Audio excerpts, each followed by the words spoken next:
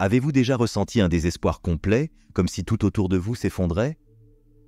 Bienvenue dans l'un des moments les plus sombres de l'histoire d'Israël, une période qui semblait être la fin, mais qui fut le théâtre de l'une des visions les plus puissantes et symboliques de toute la Bible. Aujourd'hui, nous allons plonger dans le livre d'Ézéchiel et explorer la mystérieuse vallée des ossements desséchés. Imaginez que nous sommes à la fin du VIe siècle avant Jésus-Christ, une époque marquée par des turbulences et des transformations profondes pour le peuple de Juda. Jérusalem, non seulement une ville, mais le cœur spirituel et politique de la nation, est sous la menace imminente de Nabuchodonosor, l'empereur de Babylone. Cette période n'est pas seulement un chapitre de guerre, mais un moment de crise existentielle pour le peuple juif. Au centre de ce drame se trouve Sédécias, le dernier roi de Juda, une figure tragique, placé sur le trône comme monarque fantoche par Nabuchodonosor. Sédécias, malgré son titre de roi, détenait très peu de pouvoir réel et faisait face à une situation presque impossible. Sous son règne, Jérusalem vit une tension constante, oscillant entre la soumission à Babylone et le désir de rébellion. Le gouvernement de Sédécias, marqué par cette dualité et cette pression, culmine en une révolte contre Babylone. Nabuchodonosor répond par une force brutale, encerclant Jérusalem et précipitant une crise qui mènera à la destruction complète de la ville. Le siège n'est pas seulement un siège militaire, mais une attaque directe au cœur de l'identité juive, visant à démanteler tout résidu d'autonomie ou d'espoir. La tragédie atteint son apogée lorsque Sédécias est capturé dans sa tentative de fuite. Ce qui suit est une scène d'horreur qui restera gravée dans la mémoire collective du peuple juif pendant des générations. Sédécias est forcé de regarder l'exécution de ses fils. Cet acte cruel avait un but clair au-delà de la simple punition. C'était une déclaration que la lignée royale de David était terminée, éteignant ainsi la flamme de tout retour futur au pouvoir. Après cet acte brutal, les exécuteurs de Nabuchodonosor arrachent les yeux de Sédécias, garantissant que la dernière vision qu'il emporterait avec lui serait celle de ses enfants morts. Le symbolisme de ce moment est puissant et douloureux. Il représente non seulement la fin physique de la lignée royale, mais aussi une coupure profonde dans l'espoir et l'identité du peuple. Avec Sédécias aveugle et la lignée royale détruite, Nabuchodonosor avance vers l'étape finale de son plan, la destruction de Jérusalem. La ville est pillée, le temple de Salomon est brûlé jusqu'au sol, et les structures civiles et religieuses qui soutenaient la vie juive sont démantelées. Cet événement n'a pas été seulement une défaite militaire, ce fut une catastrophe culturelle et spirituelle. La destruction de Jérusalem et du temple symbolisait l'apparente absence de Dieu, un test profond pour la foi du peuple juif. Cependant, comme les Écritures et l'histoire ultérieure le montrent, ce ne fut pas la fin de l'histoire pour le peuple de Juda. La dévastation est devenue le terreau fertile pour une réflexion et une transformation spirituelle profonde. L'exil babylonien et la destruction de Jérusalem ont provoqué une réévaluation fondamentale de l'identité, de la foi et des pratiques religieuses. Loin de leur terre et privé de leur temple, le peuple juif a trouvé de nouvelles façons de maintenir sa foi, sa culture et sa communauté cohérente. La réponse à cette catastrophe n'a pas été seulement la survie, mais une revitalisation qui a préparé le chemin pour le retour éventuel à leur terre et la reconstruction du temple. Imaginons maintenant un scénario différent, loin de Jérusalem, dans les vastes terres étrangères de Babylone. Ici, nous rencontrons Ézéchiel, l'un des nombreux Juifs emmenés en captivité après la conquête de Nabuchodonosor. Ézéchiel n'est pas seulement un exilé, il est un prophète, appelé par Dieu en un moment de crise profonde pour son peuple. La captivité en Babylone n'était pas seulement physique, c'était aussi une crise de foi, une expérience de déplacement et de désespoir qui menaçait de défaire l'identité collective et spirituelle d'Israël. Ézéchiel se trouve dans un endroit particulier. Bien que physiquement présent en Babylone, sa mission le lie inextricablement à sa terre natale et à son peuple éloigné. Le défi qu'il affronte est monumental. Comment un peuple peut-il maintenir sa foi et son identité lorsque tout ce qui symbolisait sa connexion avec Dieu, sa terre, son temple, sa ville, a été détruit ou laissé derrière? L'appel d'Ézéchiel est un témoignage de la résilience et de l'adaptabilité de la foi. Il est appelé à parler au cœur des exilés, à raviver une flamme d'espoir dans une terre étrangère. Le message qu'il apporte est un message de continuité et de renouveau. Malgré la destruction physique, l'engagement de Dieu envers son peuple reste inchangé. Dieu n'est pas confiné aux pierres d'un temple ou aux frontières d'une nation. Il est présent même en Babylone, parmi un peuple déplacé. Ézéchiel utilise sa propre position d'exilé pour se connecter avec ses compatriotes. Il comprend la douleur, la nostalgie et le désespoir qui imprègnent le cœur des captifs. Sa prédication ne vient donc pas d'un lieu d'autorité distante, mais d'une expérience partagée d'exil et de perte. Cela lui donne une voix authentique et persuasive, une voix qui parle non seulement de jugement, mais aussi de restauration et de retour. La tâche d'Ézéchiel est double. Premièrement, il doit confronter le découragement et la résignation qui peuvent consumer un peuple sans terre et sans temple. Il défie ses auditeurs à reconsidérer ce qui constitue réellement leur identité. Ce n'est pas la possession de la terre ou la proximité d'un temple, mais une relation vivante et continue avec Dieu. Deuxièmement, il doit insuffler une espérance active, non passive. Une espérance qui incite le peuple à maintenir ses traditions, à éduquer ses enfants dans la foi et à vivre de manière à honorer son engagement envers son Dieu, même loin de chez lui. À travers son message, Ézéchiel ne se contente pas de réconforter les exilés, mais les mobilise. Il les encourage à regarder au-delà de leur situation immédiate vers un avenir où Dieu promet de restaurer et de ramener son peuple dans sa terre. Cette promesse n'est pas un simple réconfort spirituel. Elle est une orientation active pour vivre avec un but et une direction, même dans l'adversité. Ainsi, la prédication d'Ézéchiel en captivité va au-delà de simples mots de réconfort. Elle devient un catalyseur pour la préservation de l'identité juive, un rappel puissant que la présence de Dieu transcende toutes les barrières géographiques et les circonstances adverses. Ézéchiel, dans ce contexte étrange et difficile, réaffirme la foi de son peuple et redéfinit ce que signifie être un peuple choisi de Dieu, non pas par où il se trouve, mais par qui ils choisissent d'être, indépendamment de l'endroit où il se trouve. Dans la narration biblique, Dieu utilise fréquemment des symboles puissants pour communiquer des vérités profondes, et la vision de la vallée des ossements desséchés, révélée à Ézéchiel, est l'un des exemples les plus évocateurs. Cette vision n'est pas seulement une image choquante, mais un miroir de la réalité spirituelle et nationale dévastatrice qu'Israël affrontait. Ézéchiel, un exilé en Babylone, est transporté en esprit dans une vaste vallée. À première vue, cette vallée pourrait être quelconque, mais une observation plus attentive révèle quelque chose d'extraordinaire et de terrible. Le sol est couvert d'ossements desséchés, dispersés et désarticulés sur toute l'étendue de la terre. Cette vision est chargée de symbolisme. Les os desséchés représentent le peuple d'Israël, mais d'une manière qui va au-delà d'une simple métaphore pour la défaite militaire ou l'exil. Ils symbolisent une mort spirituelle profonde, la perte de vitalité et d'espoir. La sécheresse des os suggère que cette condition n'est pas récente. Ils sont ainsi depuis longtemps, signifiant une longue période d'oubli et d'abandon. La dispersion des eaux dans la vallée parle aussi de la dispersion du peuple d'Israël, éloigné de sa terre, de son temple et, en quelque sorte, de son Dieu. Ézéchiel, en marchant parmi ces os, est confronté à la totalité de la désolation. L'image est viscérale et perturbante, évoquant un sentiment de désespoir presque palpable. Pour les exilés écoutant cette vision, elle résonne avec leur propre expérience de perte et de déplacement. Ils se sentent, comme les eaux dans la vallée, desséchés, oubliés et dispersés dans une terre étrangère, sans signe de retour à la vie qu'ils connaissaient auparavant. Mais cette vision n'est pas seulement une déclaration de conditions, c'est aussi une exploration de la cause et de l'effet. La mort spirituelle d'Israël n'a pas eu lieu dans le vide. Elle est le résultat de siècles de négligence des lois de Dieu, de cultes partagés entre le Seigneur et des idoles païennes, de dirigeants qui, au lieu de guider le peuple vers la justice, les ont menés sur des chemins de corruption et d'injustice. Ces os desséchés dans la vallée sont donc un portrait accablant de ce qu'Israël est devenu à cause de ses propres choix et actions. Cependant, en révélant cette vision à Ézéchiel, Dieu fait plus que montrer la réalité présente.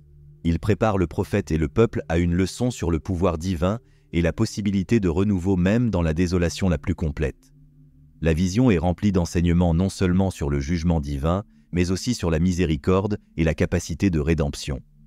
Même les eaux les plus desséchées dans la vallée la plus désolée ont le potentiel de la vie, si Dieu le veut. Ainsi, tandis qu'Ézéchiel observe ce scénario de mort et d'abandon, il est également préparé à comprendre et à communiquer une vérité fondamentale. Peu importe la condition désolée, peu importe à quel point la restauration semble impossible, il y a toujours de la place pour l'intervention divine. Cette vision devient alors un pont entre le désespoir du présent et l'espoir d'un avenir, entre la mort qu'Israël a expérimentée et la vie qui pourrait, d'une certaine manière, être restaurée. C'est un message puissant que la dernière parole n'appartient pas à la désolation, mais à la possibilité de renouveau et de rédemption qui transcende la compréhension humaine, ancrée dans la souveraineté et la miséricorde de Dieu. À la suite de la vision de la vallée des ossements desséchés, nous trouvons un point de basculement non seulement pour Ézéchiel, mais pour tout le peuple d'Israël. Après avoir révélé à Ézéchiel l'étendue de la désolation que les eaux représentaient, Dieu lui ordonne de prophétiser sur ces eaux afin qu'il puisse recevoir la vie à nouveau. Cet acte de prophétie n'est pas seulement un commandement de parler, mais un geste divin de restauration à la fois spirituelle et nationale. Quand Ézéchiel commence à prophétiser, il participe à l'un des actes les plus symboliques de toute l'Écriture. Par ces paroles, ce qui était autrefois un paysage de mort et de désespoir commence à se transformer. Ce moment est crucial, car il symbolise le potentiel de renouveau que Dieu promet, non seulement en ressuscitant ceux qui étaient morts, mais en restructurant complètement ce qui avait été détruit. Le processus décrit dans la vision est méticuleux et puissant. Les os commencent à bouger, se rejoignant les uns aux autres, reconstruisant des squelettes entiers. Ensuite, des tendons et de la chair commencent à les recouvrir, suivis par la peau. Cette reconstruction est une métaphore riche et profonde de la renaissance d'Israël, suggérant que la restauration de Dieu est complète et détaillée. Il ne s'agit pas seulement de redonner vie à ceux qui étaient morts, mais de restaurer complètement la forme et la fonction. Cette rénovation des os desséchés vers un état d'intégrité et de vie ne représente pas seulement un miracle physique. C'est, de manière plus significative, un signe de renouveau spirituel et d'espoir. L'instruction pour Ézéchiel de prophétiser sur ces os est une promesse divine que Dieu n'a pas abandonné son peuple, malgré son exil et les circonstances désespérées qu'il affrontait. C'est un signe que, même dans les profondeurs du désespoir, l'espoir et le renouveau sont possibles. Pour les Israélites exilés qui entendaient ou lisaient plus tard ces paroles, le message avait une signification particulière. Beaucoup auraient pu ressentir que leur exil était une sorte de mort, non seulement une mort physique, mais une mort de leurs espoirs, de leurs rêves et de leur identité nationale. La vision promise par Ézéchiel était une garantie que la dispersion et la désolation n'étaient pas la fin de l'histoire d'Israël. Dieu promettait un avenir où ils ne reviendraient pas seulement dans leur terre, mais seraient spirituellement et nationalement restaurés. Le renouveau spirituel et la restauration d'Israël, symbolisés par la revitalisation des eaux desséchées, constituent un message puissant sur la capacité de Dieu à apporter la vie et l'espoir à partir des circonstances les plus désolées. Cette partie de la vision montre que Dieu est un restaurateur et un revitalisateur non seulement de corps, mais de cœur et de communauté. Dans la vision de la vallée des ossements desséchés qui a été révélée à Ézéchiel, l'un des aspects les plus remarquables est le pouvoir transformateur de la parole de Dieu. Cette vision ne sert pas seulement de métaphore pour la condition désolée d'Israël, mais elle met aussi en évidence la capacité unique de la parole divine à apporter des changements profonds et vitaux, là où il n'y avait auparavant que désespoir et mort. Explorons comment cela se manifeste et ce que cela signifie pour la foi et la vie des croyants. Quand Ézéchiel reçoit le commandement de Dieu de prophétiser sur les eaux desséchées, il se tient devant une scène de ruine complète, des os éparpillés qui avaient perdu tout espoir de vie. L'acte de prophétiser, dans ce contexte, est plus que simplement parler. C'est un acte de foi puissant et actif qui met en mouvement la volonté de Dieu. Ézéchiel, en obéissant au commandement de Dieu, commence à parler aux os, et c'est ici que nous assistons à l'impact extraordinaire de la parole de Dieu. À mesure qu'Ézéchiel prophétise, les os commencent à bouger. D'abord, ils se rejoignent, chaque os trouvant son partenaire correct. Ensuite, des tendons et de la chair commencent à se former sur eux, suivis par la peau. Ce processus de reconstitution physique symbolise quelque chose de beaucoup plus profond. Le pouvoir de la parole de Dieu pour raviver, restaurer et transformer ce qui était mort en quelque chose de vivant. La parole de Dieu, comme démontré dans cette vision, a le pouvoir intrinsèque de modifier les réalités, de changer le cours naturel des choses de manière surnaturelle. Ce phénomène n'est pas seulement un élément du récit d'Ézéchiel. Il est central à la compréhension biblique du pouvoir de la parole divine. Depuis la création du monde, où Dieu a parlé et l'univers est venu à exister, jusqu'aux promesses faites aux patriarches et aux prophètes, la Bible est remplie d'exemples où la parole de Dieu est la force motrice derrière la création, le changement et la promesse de renouveau. Dans le cas d'Ézéchiel, sa prophétie et la réponse immédiate de la nature à son commandement illustrent de manière vivante comment la foi active, liée à la parole de Dieu, peut faire advenir ce qui n'existait pas. Ce pouvoir transformateur de la parole de Dieu est également un rappel du rôle de la foi dans la vie des croyants. La foi, en ce sens, est un écho de la parole de Dieu. C'est la réponse humaine qui attend et fait confiance à l'accomplissement des promesses divines. La prophétie d'Ézéchiel sur les eaux desséchées est une illustration de ce qui se passe lorsque la parole de Dieu est proclamée avec foi. L'impossible devient possible, la mort cède la place à la vie et le désespoir est remplacé par l'espoir. La capacité de revivification de la parole de Dieu, donc, n'est pas seulement un thème d'une histoire ancienne, mais une vérité continue qui résonne à travers les âges et les situations. Elle nous enseigne que, quelles que soient les circonstances, la parole de Dieu possède un pouvoir vital qui peut radicalement transformer les réalités les plus désolées. Pour les croyants, cela constitue une source de réconfort et de motivation, sachant que la même parole qui a redonné vie aux eaux desséchées continue d'être active et puissante aujourd'hui, capable de revitaliser les cœurs et de renouveler les espoirs partout où elle est proclamée. Dans la vision de la vallée des ossements desséchés, présentée au prophète Ézéchiel, nous observons un élément crucial qui transcende la simple reconstitution physique des os. La transformation de ces os en une armée vivante ne s'accomplit pas seulement avec la réunion des os, ni avec l'ajout de tendons, de chair et de peau. L'élément définitif qui catalyse la transition d'une masse d'os reconstituée à une armée vivante est le souffle de vie. Ce souffle est crucial, car il symbolise le Saint-Esprit, la présence vivifiante de Dieu qui est essentielle à la véritable revitalisation.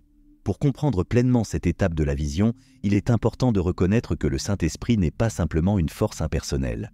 Dans la théologie chrétienne, il est la troisième personne de la Trinité, essentielle à l'application de l'œuvre de Dieu dans la création et la rédemption. Dans le contexte de la vision d'Ézéchiel, le souffle de vie que Dieu ordonne de prophétiser sur les corps reconstitués est une représentation puissante de cette vérité. Sans ce souffle, les corps, bien que complets en forme, resteraient inertes, de simples cadavres sans vie. L'ordre d'Ézéchiel de prophétiser au souffle, au ruach, un mot hébreu qui peut être traduit par « esprit » ou « souffle », reflète la nécessité vitale de l'action de l'Esprit de Dieu pour insuffler la vie. Ce souffle de vie est ce qui transforme les corps reconstitués de simples répliques humaines en êtres vivants, dynamiques et capables d'action. Cela met en évidence une vérité théologique profonde. La véritable vie, tant physique que spirituelle, est impossible sans la présence revitalisante de l'Esprit de Dieu. Cette emphase sur le rôle du Saint-Esprit est cohérente avec d'autres Écritures. Depuis la création, où l'Esprit de Dieu planait sur les eaux et participait activement à la création du monde, jusqu'au Nouveau Testament, où l'Esprit est fondamental dans l'application de la rédemption et dans la capacité des croyants à vivre et à servir, la nécessité de l'Esprit divin est une constante. Dans le cas de la vision des eaux desséchées, l'introduction du souffle de vie sert de démonstration dramatique que la restauration d'Israël ne serait pas seulement physique ou nationale, mais spirituelle. Le peuple d'Israël n'avait pas seulement besoin d'un retour physique à sa terre, mais d'un renouveau spirituel qui ne pouvait être accompli que par l'œuvre puissante du Saint-Esprit.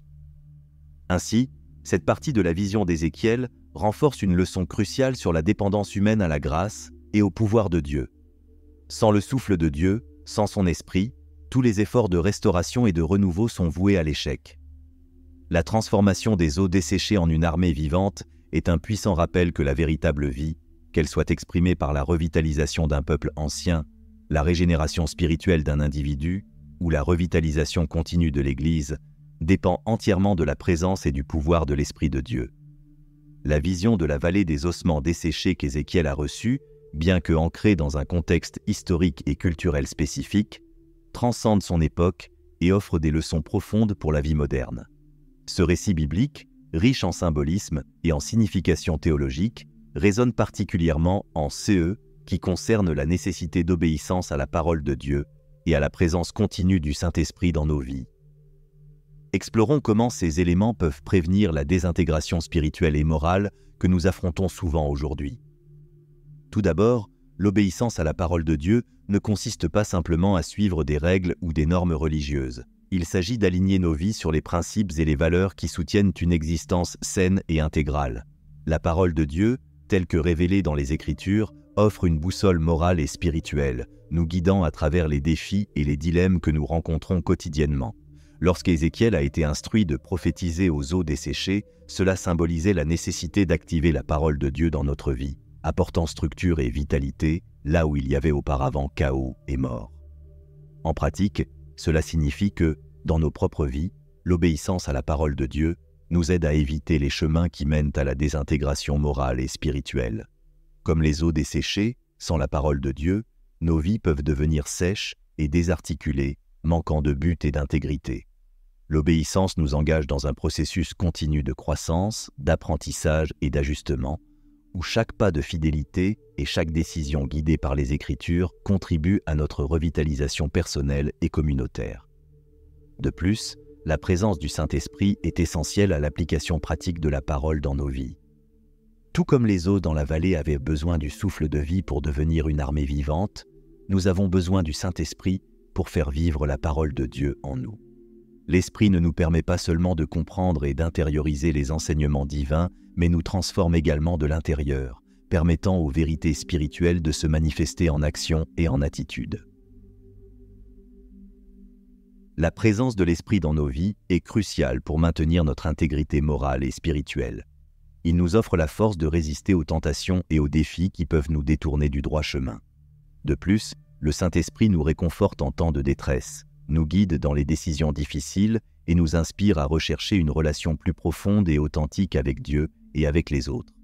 Sa présence est un antidote continu contre la désintégration spirituelle, assurant que, malgré les pressions et les tentations du monde moderne, nous pouvons maintenir notre foi et notre caractère intacts. La promesse de renouveau et de restauration exprimée dans la vision de la vallée des ossements desséchés n'est pas un épisode isolé dans le récit biblique, ni exclusivement destiné au peuple d'Israël. Cette promesse est un principe permanent du caractère de Dieu, qui révèle sa disposition continue à restaurer et à renouveler tous ceux qui se tournent vers lui en quête de rédemption. Ce principe s'étend bien au-delà des frontières géographiques ou temporelles, touchant la vie de toute personne à toute époque. Au cœur de cette promesse réside la compréhension que Dieu non seulement a créé le monde et tout ce qu'il contient, mais qu'il s'engage activement dans sa maintenance, sa restauration et son renouveau. C'est une vérité fondamentale qui se reflète dans toute la Bible. Depuis la Genèse, nous voyons Dieu non seulement comme créateur, mais aussi comme le restaurateur de ceux qui a été perdu ou corrompu par le péché et la dégradation. L'histoire de la rédemption, vue à travers l'arc de la Bible, est une histoire où Dieu apporte la vie là où il y a la mort, l'ordre là où il y a le chaos, et l'espoir là où il y a le désespoir. L'extension de cette promesse à tous ceux qui cherchent Dieu est particulièrement pertinente dans le contexte du Nouveau Testament. Ici, l'œuvre de Jésus-Christ sur la croix est présentée comme l'accomplissement définitif de la promesse de Dieu, de renouvellement et de restauration. Par la mort et la résurrection de Jésus, Dieu offre le pardon et une nouvelle vie à tous ceux qui croient, non seulement en renversant les conséquences du péché, mais en inaugurant une nouvelle création. En Christ, le renouvellement n'est pas seulement une restauration à l'état original avant la chute, mais une transformation qui apporte quelque chose de complètement nouveau et éternellement glorieux. Pour nous aujourd'hui, cette promesse de renouvellement continu est une source de grande espérance et de réconfort. Dans un monde souvent marqué par la fracture et la douleur, la garantie que Dieu est activement impliqué dans le renouvellement de nos vies est profondément réconfortante. Cela signifie que, peu importe la profondeur de nos blessures, peu importe combien notre situation peut sembler désespérée, il y a de l'espoir de renouvellement et de restauration en Dieu. De plus, cette promesse nous motive à vivre d'une manière qui reflète notre rédemption. Sachant que nous faisons partie d'une nouvelle création en Christ, nous sommes appelés à manifester cette réalité dans notre vie quotidienne. Cela implique de vivre de manière juste, d'aimer la miséricorde et de marcher humblement avec notre Dieu, comme l'a prophétisé Michée. Le renouvellement que nous expérimentons spirituellement doit déborder en renouvellement moral, éthique et relationnel, impactant positivement les communautés et les sociétés dont nous faisons partie. En résumé, la promesse de renouvellement et de restauration de Dieu est un thème récurrent qui traverse toute la Bible, offrant à tous ceux qui cherchent Dieu non seulement l'espoir d'une restauration personnelle, mais aussi l'invitation à participer à la restauration du monde entier. C'est une promesse qui ne connaît pas de limites, une source de renouvellement spirituel constant qui nourrit l'âme et transforme la vie. En réfléchissant à la promesse éternelle de renouvellement et de restauration que Dieu offre, nous sommes invités à embrasser non seulement l'espoir, mais aussi la transformation active dans nos propres vies et dans celles des autres autour de nous. Si vous vous êtes senti inspiré par ce message ou si vous souhaitez partager comment la promesse de renouvellement de Dieu a impacté votre vie, laissez votre commentaire ci-dessous. Votre histoire peut être l'étincelle dont quelqu'un a besoin pour trouver l'espoir et le renouveau dans son propre parcours. N'oubliez pas d'aimer cette vidéo si vous y avez trouvé de la valeur et de vous abonner à la chaîne pour plus de perspectives qui peuvent enrichir votre foi et votre compréhension. Chaque like, commentaire et abonnement nous aide à transmettre ce message d'espoir et de renouvellement à plus de personnes. Rejoignez notre communauté et faites partie de cette conversation continue sur la façon dont la foi peut transformer les vies. Merci d'avoir regardé et que vous expérimentiez le renouvellement de Dieu dans tous les aspects de votre vie.